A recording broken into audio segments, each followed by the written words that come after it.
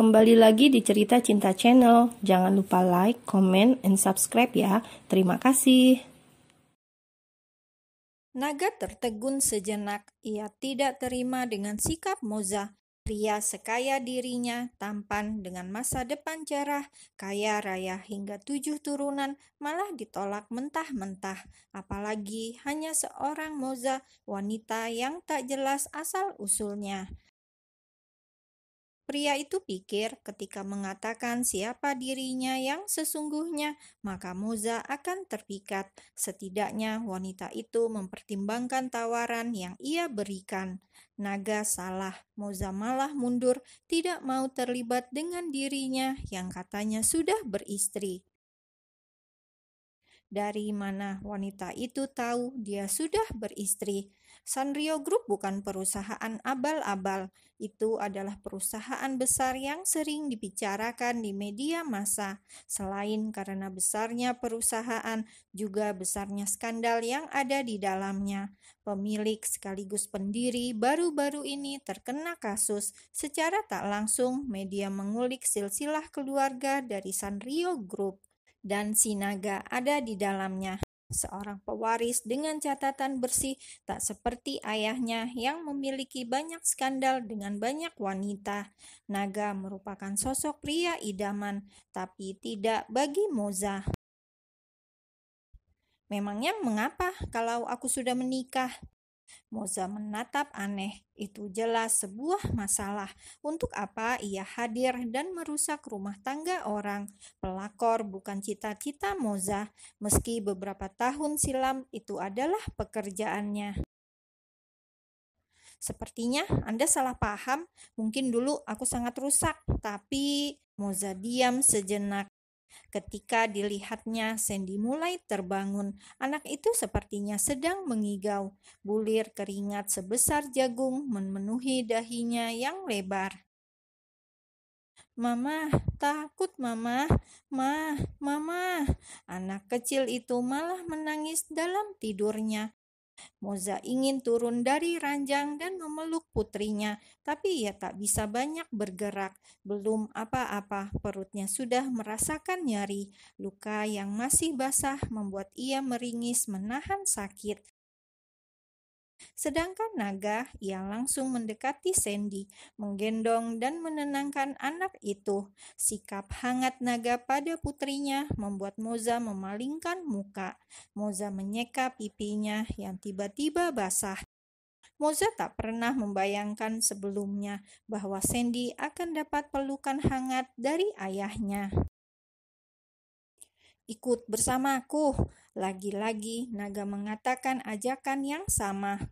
"Lihat anak ini," ujar naga lagi. Ia ingin memperlihatkan betapa buruknya akibat hidup dalam pelarian. Putrinya pasti merasa ketakutan hingga mengigau dalam tidurnya. "Untuk apa aku ikut bersamamu?"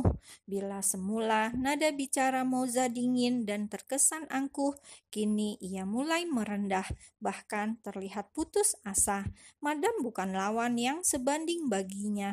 Apa ia harus menerima tawaran dari pria di depannya? Moza pun mulai gamang. Untuk apa? Apa aku tak salah dengar? Dia putriku. Itu hanya sebuah kesalahan. Dia lahir karena kesalahan. Suara Moza terdengar serak. Memikirkan sejarah lahirnya Sandy membuat dadanya terasa sesak. Bagaimana bisa seorang anak lahir karena tak sengaja, lahir dari sebuah kesalahan yang dilakukan oleh orang tuanya? Tidak ada anak yang mau dilahirkan seperti itu. Moza kini malah merasa bersalah.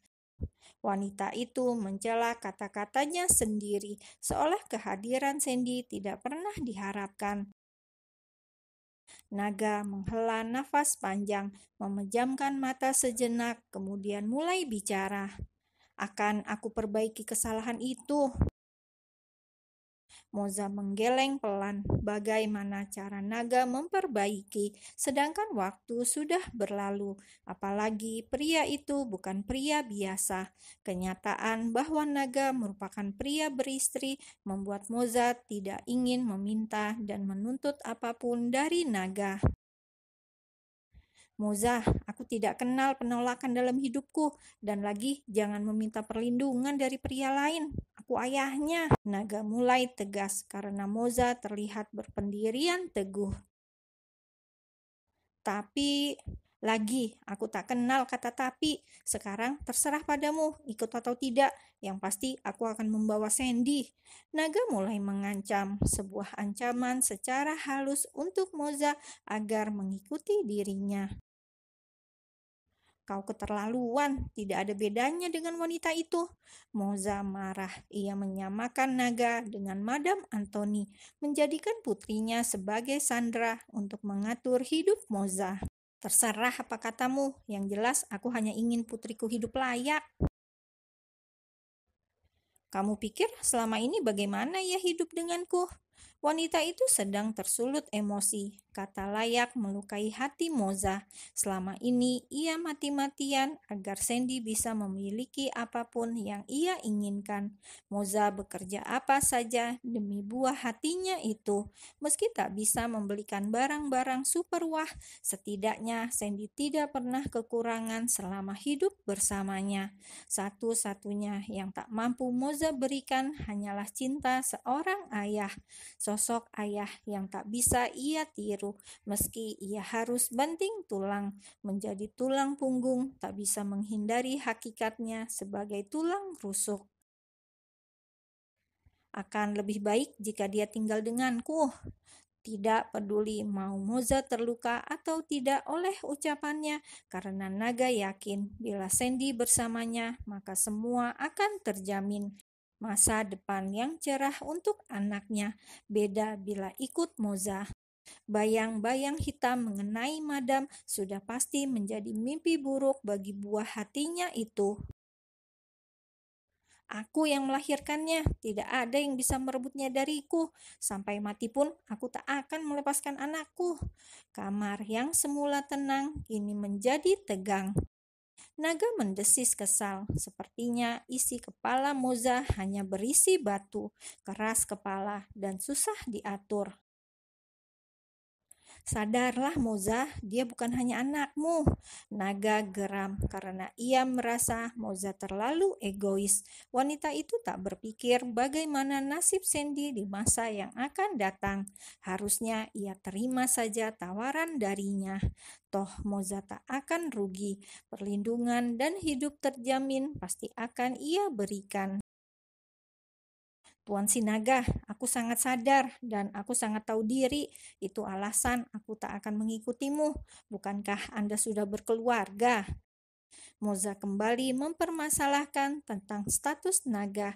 Ini adalah satu-satunya celah agar Moza bisa menghindar.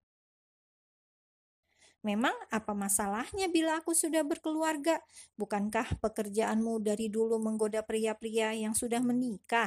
Sindir naga. Pria itu sudah hilang kata-kata untuk membujuk Moza, hingga terpaksa harus memakai kalimat yang mungkin terdengar menyakitkan untuk didengar.